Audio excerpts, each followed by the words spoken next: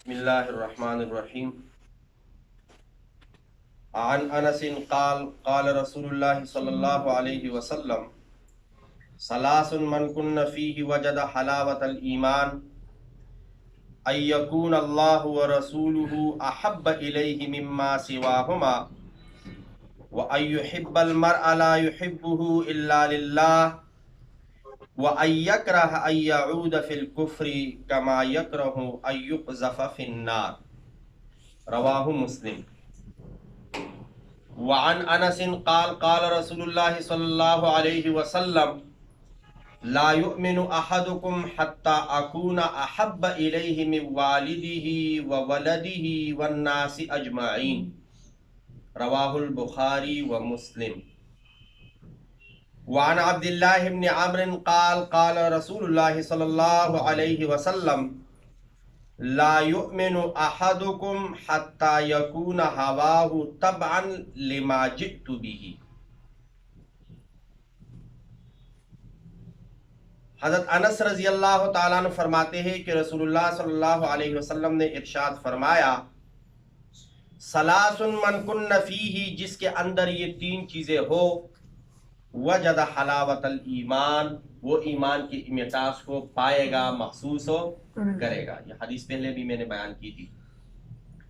Number 1، ان یکون اللہ ورسولہ احب الیہ مما سواہما، کہ اللہ اور رسول اللہ دونوں اس کے علاوہ جتنی بھی ہیں ان سب سے زیادہ محبوب، اللہ جل جلالہ اور رسول اللہ صلی اللہ علیہ وسلم دونوں زیادہ کیا ہو، محبوب ہو باقی تمام چیزوں سے۔ وَأَن يُحِبَّ الْمَرْءَ لَا يُحِبُّهُ إِلَّا لِلَّهِ،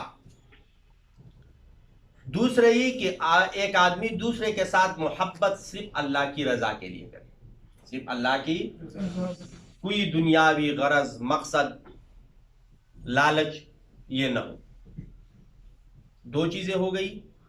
نمبر 3، وَأَن يَكْرَهَ أَن يَعُودَ فِي الْكُفْرِ كَمَا يَكْرَهُ أَن يُقْذَفَ فِي النَّارِ، کہ بندہ کفر میں واپس لوٹنا ان کو ایسا مشکل ہو جیسے اس کو آگ میں پھینک دیا جائے، یعنی آگ میں پھینک دیا جائے یہ تو وہ قبول کر لے گا، لیکن کفر میں واپسی قبول ہو نہ کرے۔ جب ایک مرتبہ بندہ مسلمان ہو جائے یا مسلمان ہو تو وہ کفر کو قبول ہو، تو یہ تین چیزیں جس کے اندر ہو وہ ایمان کے مٹاس کو محسوس کرتا ہے اور محسوس کرے گا۔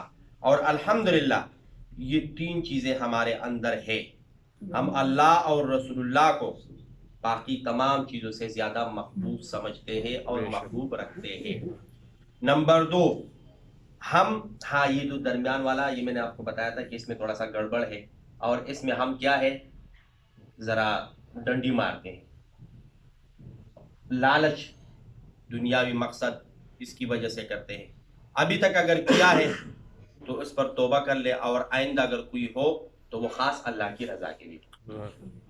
نمبر 3، کفر میں ہم جانا پسند نہیں کرتے، اور اللہ رب العزت ہمیں ایمان پر ثابت قدم ہی رکھے۔ دوسرے حدیث میں انس بن مالک رضی اللہ عنہ فرماتے ہیں کہ نبی علیہ الصلوۃ والسلام نے فرمایا تم میں سے اس وقت تک بندہ کامل مسلمان بالکل نہیں ہو سکتا جب تک میں اس سے محبوب نہ ہو جاؤں، اس کے والد سے، اس کی اولاد سے اور تمام لوگوں سے۔ اپنے والد، اپنے اولاد اور تمام لوگوں سے جب کوئی مجھے محبوب نہ رکھے تو اس وقت تک وہ مومن ہو نہیں۔ اور یہ ہمارا سب کا عقیدہ ہے کہ ہمارے ماں باپ اولاد سب نبی علیہ السلام پہ کیا ہو، قربان۔ آپ لوگوں نے دیکھا ہوگا کہ جب بھی دشمنوں نے نبی علیہ الصلوۃ والسلام پر حملے کی کوشش کی، صحابہ نے ارد گرد ڈال بنے، یعنی اپنی جانوں کی پرواہ نہیں۔ تیسری حدیث عبداللہ ابن عمر رضی اللہ تعالیٰ عنہ فرماتے ہیں کہ رسول اللہ صلی اللہ علیہ وسلم نے فرمایا لا یؤمن احدکم حتی یکون ہواہ، تمہارے میں جو بھی ہے وہ اس وقت تک کامل مسلمان نہیں ہے جب تک اس کے خواہشات تابع نہ ہو جائے لما، اس چیز کے جئت بھی جو میں لے کر آیا۔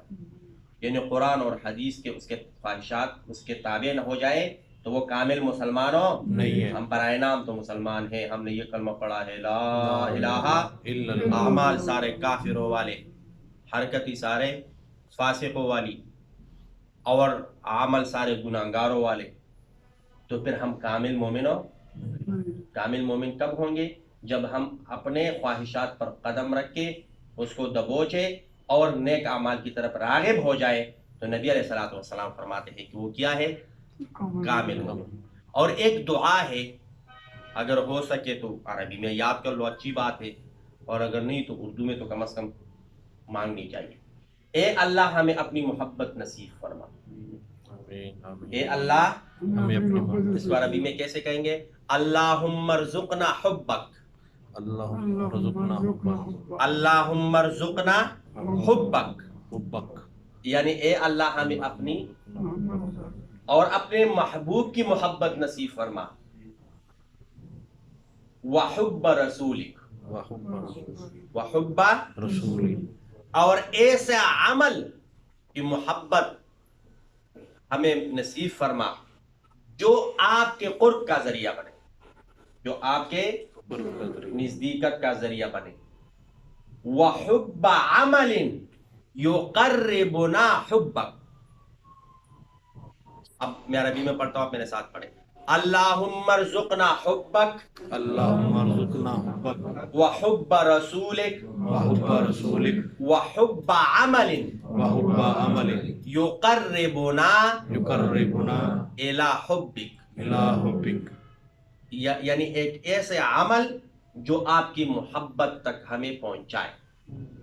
اللہم ارزقنا حبک اللہم ارزقنا حبک، وحب رسولک وحب رسولک، وحب عمل وحب عمل یقربنا یقربنا حبک۔ حبک۔ اور یہی دعا مانگ کے اس مجلس کا اختتام کرتے ہیں۔